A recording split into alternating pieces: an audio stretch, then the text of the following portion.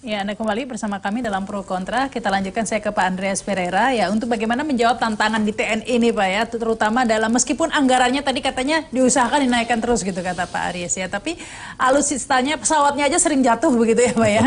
Nah ini padahal di negara-negara lain ipteknya sudah sedemikian maju, serba drone, sudah tanpa awak dan lain sebagainya, tapi kita masih kuno begitu Pak ya.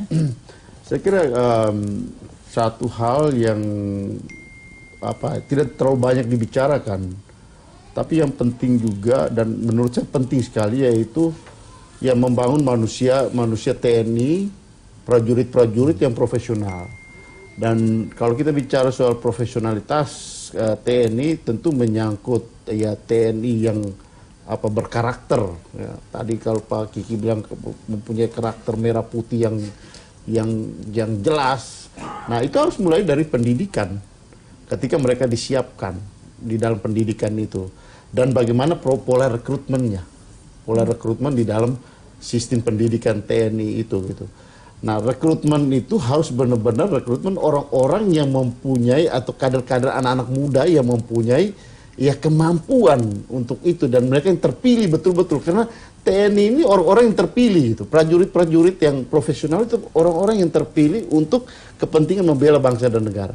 Kemudian ketika mereka masuk, disiapkan dengan suatu kurikulum yang disesuaikan dengan perkembangan zaman, sehingga kemudian kita bisa membentuk prajurit-prajurit muda yang paham ya tentang doktrin TNI dan siap mempunyai patriotisme yang tinggi, dan juga mempunyai kompetensi di dalam bidang keprajuritan, baik pemahaman tentang ilmu perangnya, pemahaman tentang penguasaan teknologi perang dan strategi perang yang sesuai dengan perkembangan zaman gitu.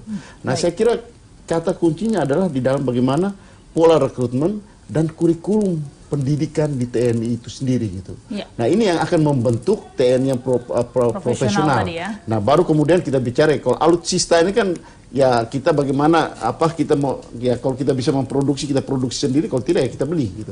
Tapi membangun manusia, karakter manusia yang TNI yang prajurit-prajurit yang profesional itu lebih sulit. Ya itu lebih sulit gitu. Baik. Saya kira TNI kan lahir dari sejarahnya, dari sejarah muncul di dalam bagaimana situasional gitu. Kemudian dididik di dalam sistem pendidikan yang profesional. Nah ini yang harus dikembangkan dan disesuaikan dengan perkembangan zaman. Baik, silakan ini tambahkan ini Pak Arya. Ya, saya kembali kepada tadi pengertian definisi prajurit profesional. Adalah prajurit yang terlatih, terdidik, dicukupi kesejahteraannya, dicukupi pengetahuannya, dan dicukupi alutsistanya. Itu. Ini penting. Ini yang bikin yang bikin definisi itu bukan kami, Mbak Saramat. Waktu itu saya kan tim perumusnya. Yang bikin itu elit-elit politik. Harus begini katanya. Oke. Nah, tapi oleh karena itu kita sekarang menuntut bagaimana profesionalisme itu terwujud gitu loh. Jadi jangan hanya sekedar menjadi definisi. Oleh karena itulah kami dari Komisi 1 senantiasa tiap tahun apa kebutuhan TNI. Sekarang kita lihat kesejahteraan prajurit. Rumah bagaimana? Banyak prajurit yang pensiun itu dia tidak punya rumah.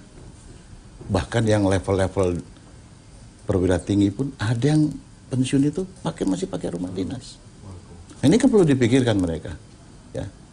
Nah, bagaimana sekolah juga menyatukan antara prajurit ini dengan para purnawirawan.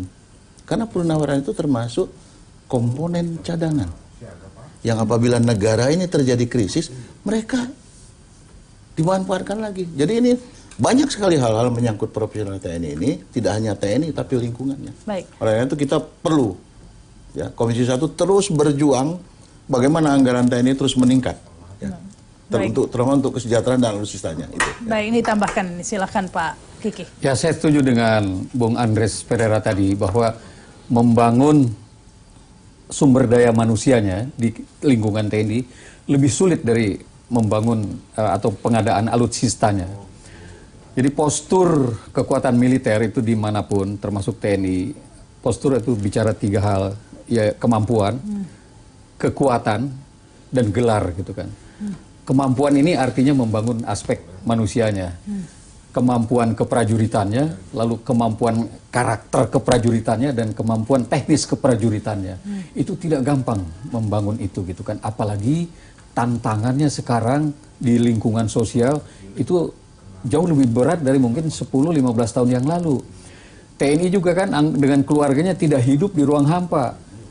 Dia juga dipengaruhi oleh perkembangan sosial di masyarakat gitu kan. Nah, jadi jangan heran juga kalau misalnya ada keluarga TNI yang terpengaruh oleh ideologi-ideologi transnasional yang bertentangan dengan Pancasila.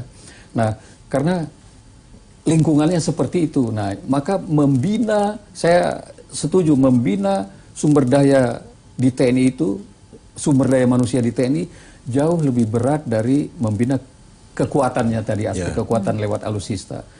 Artinya membangun Namun kemampuan. demikian tidak itu bisa diremehkan juga ya Pak alutsistanya kalau kemudian betul putra-putra terbaik kemudian gugur bukan di medan pertempuran begitu ya, tapi karena pesawatnya jatuh begitu. Betul. Tapi kalau pengadaan alutsista asal ada uang cukup, ada. Nah, mungkin paling-paling 1-2 tahun, tapi kalau membangun tadi itu jiwa itu tahun-tahun cukup lama.